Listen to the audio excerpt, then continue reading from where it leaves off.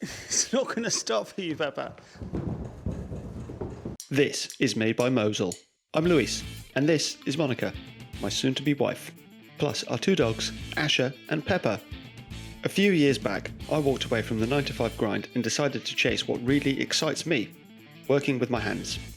What started with building guitars has grown into a full love of carpentry, from furniture making to breathing new life into this old Victorian home that we bought 3 years ago. So follow along to see what I'm creating next, as we keep building one project at a time.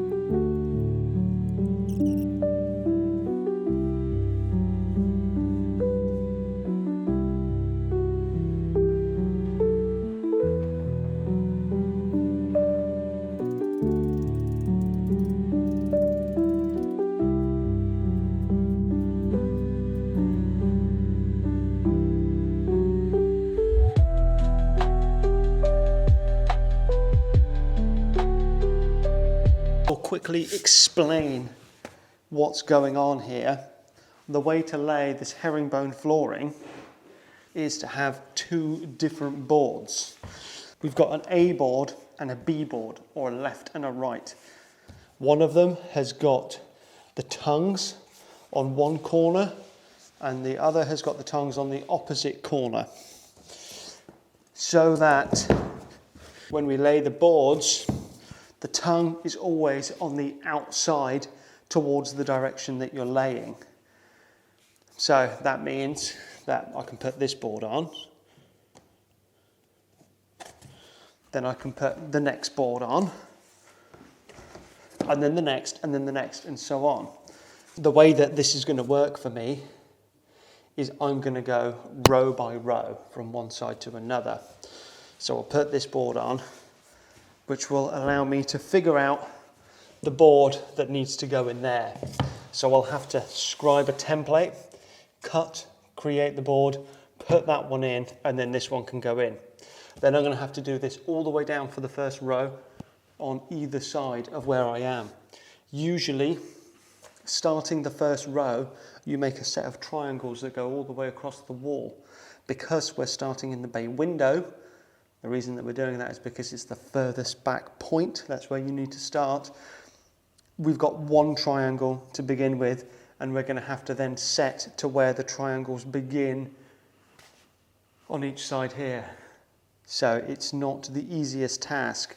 What you've already seen me do is messing around with the center line of the room. Now the bay window, this window, isn't perfectly in the center of the room, and neither is that one down there, but we want to create that window to window being the center so that everything is going in the same direction. It would look weird if it's going at a strange angle. So I've drawn the center line of what we're going to use on the floor, and then used the center of the board to the center of the board, and that's where we're going to. So it's actually moved a little bit there. It's actually there is that we're going to go. Because I've also got a little line at the back here to line up, don't I? That guy and that guy. So we'll go back into time-lapse mode and we'll just do some figuring out, some jigsawing, some templates, some fitting, and maybe we'll check back once we've got our first entire row in, and then from there it does get somewhat easier, but also somewhat slow. It's not the fastest process, but it looks really good, and you don't have to glue it down. It's a floating floor system, which is great. It's very soft. It's got a really, really good wear layer on it. It's fully waterproof. It's got insulation and sound deadening built in, and the dogs don't scratch it. So that's super important for us. And it's really, really hard wearing and a really long life. So that's why we've chosen this flooring, which is the same flooring we've got entirety of the house. Apart from the hallway will be different and the kitchen will be different as well. So all the bedrooms and the living and dining space will have this floor.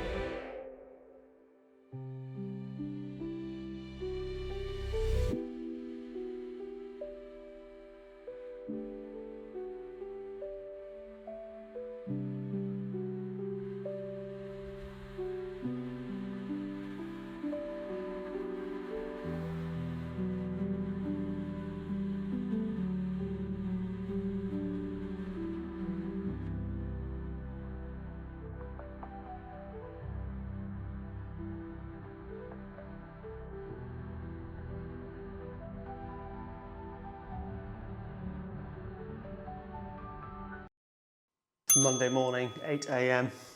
Over the last couple of days, we've got almost half of the flooring in, and we've taken today off work so that we can get this all done and make a start on the skirting boards.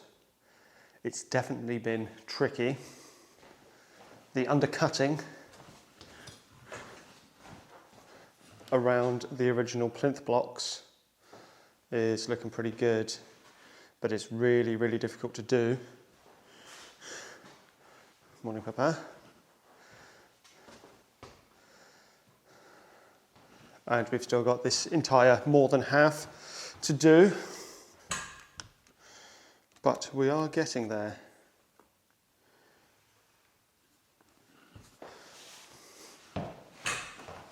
So unfortunately yesterday we did do some of the flooring for, I don't know, 4 or 5 hours, but I had to keep on going to the shed to go and cut the pieces because of the non-power tool law in Guernsey, that in places in really close proximity to other neighbours, you're not allowed to use power tools on a Sunday and only half day on a Saturday, 8 till 12. So we've taken today off Monday, where we can make noise indoors between 8 and 6 p.m. So we've got to get this done today. We are on a hard deadline on this Friday. What's the date on Friday? 31st. 31st of October, Halloween, to get this room done. Flooring, skirting boards, finish any little bits of painting that need to be done, finish all of the second fix electrical. I'm not going to include the second fix plumbing in there because I know Mike and the pipe is super busy and it's only going to take him an hour or so to come around, drain the system, add the taps in, connect everything up, pressure test, and on we go. So we're going to leave that out, and then we can spend the 1st and 2nd of November basically moving furniture in. That's the plan. Oh, we need to clean all the windows, clean the shutters, get all those back installed, give everything a real deep clean, and throw the ball about 350 times.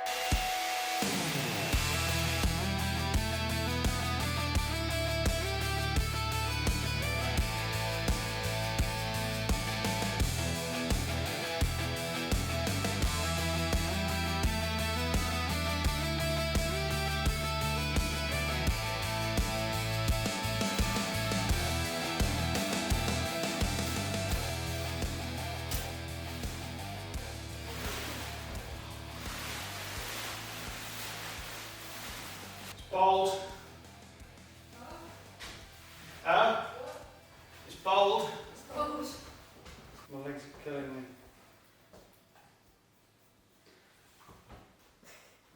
Right, thank you very much for watching. Next week we'll finish everything. See you then.